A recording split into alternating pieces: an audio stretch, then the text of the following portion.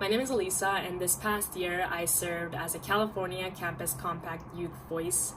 Fellow for the 2019 to 2020 year here at UCLA.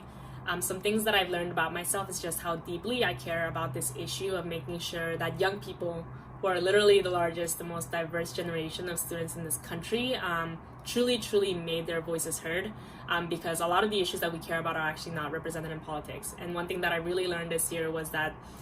this work of elevating the youth voice is something that I would like to do for the rest of my life. In terms of what I learned about a particular community or societal issue, I think I learned just what a big barrier young people face when it comes to voting and elections and any kind of civic engagement work generally.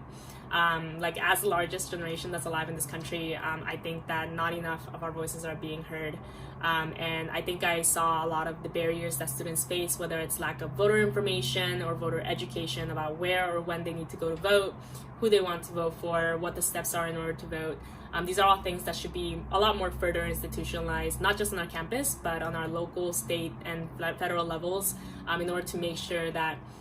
citizens are being put into the voting process as early as possible.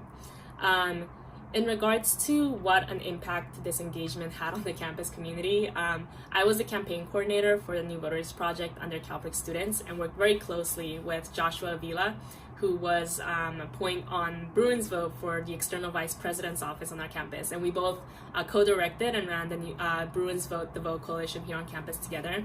And I think the impact that we had was a great impact because we helped over 1,400 students here at UCLA get registered to vote, helped a lot of,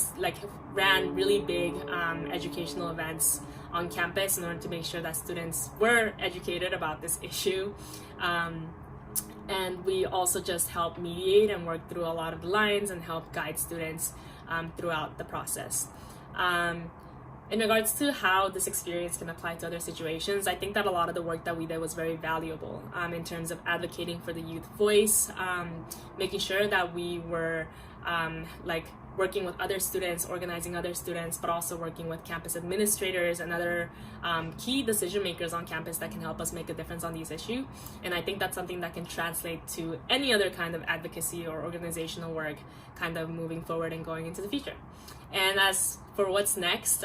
when thinking about my future community engagement, I'll actually be organizing with the Student Perks this coming fall as the UCI campus organizer,